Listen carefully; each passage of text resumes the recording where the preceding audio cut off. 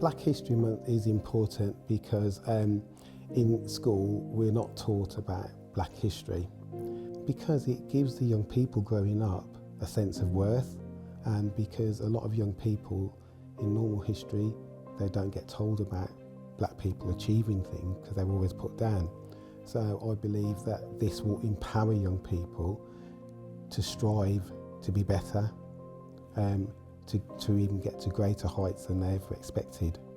The more that people get to hear about things, the better it's going to be, because more people will then look at people of colour differently, because they know that people of colour have made a difference in history.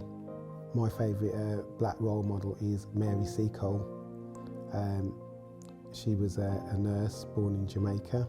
When the Crimea War broke out, she decided that she was going to offer her services as a nurse. So she then travelled over to the Crimea. She spoke to the British government to see if they would take her, and they said no. So she went to see Florence Nightingale and asked Florence if she could be part of her staff, but she was turned down. So she opened up her own place. She said she needed to get closer to the battlefield and went to the front line and treated soldiers that were dying and wounded on the battlefield under fire. And she was nicknamed Mother Seacole by the soldiers. She also treated soldiers from the opposite side as well.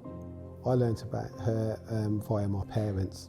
You know, while we was talking, I was talking about Florence Nightingale, who I was taught at school, and I went home and told my parents, and they said, "Do you know about Mary Seacole?"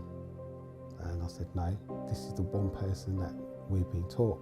So my parents said, "No, there's another lady that was there, and she also looked after the sick, but she was of colour."